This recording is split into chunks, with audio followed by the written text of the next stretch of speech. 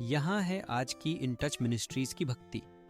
आज के शास्त्र पठन का स्रोत है 1 पतरस अध्याय 4 श्लोक 12 से 19। प्रियो, उस अग्निरूपी परीक्षा से चकित न हो जो तुम्हें परखने के उद्देश्य से तुम पर आएगी, मानो कुछ अनोखी घटना घट रही है। परंतु जब तुम मसीह के दुखों में सहभागी होते हो, आनंदित होते रहो कि मसीह यीशु की महिमा के प्रकट होने पर तुम्हारा आनंद उत्तम विजय आनंद हो जाए।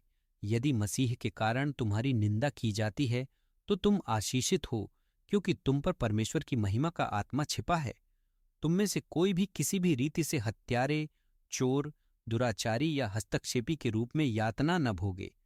परंतु यदि कोई मसीही विश्वासी होने के कारण दुख भोगे, वह इसे लज्जा की बात न समझे, परंतु मसीह की महिमा के कारण परमेश्वर की स्तुति करे। परमेश्वर के न्याय के प्रारंभ होने का समय आ गया है, जो परमेश्वर की संतान से प्रारंभ होगा। और यदि यह सबसे पहले हमसे प्रारंभ होता है, तो उनका अंत क्या होगा, जो परमेश्वर के ईश्वरीय सुसमाचार को नहीं मानते हैं। और यदि धर्मी का ही उद्धार कठिन होता है, तो भक्तिहीन व पापी का क्या होगा।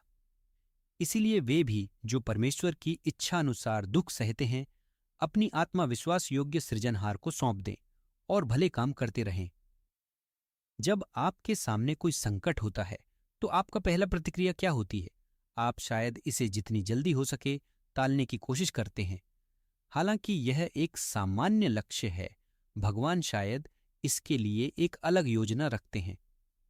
पहले उन पर भरोसा करें, भगवान के वचन पर विश्वास करें और उन तरीकों पर चिंतन करें जिनमें उन्होंने भूतकाल में वफादारी दिखाई है।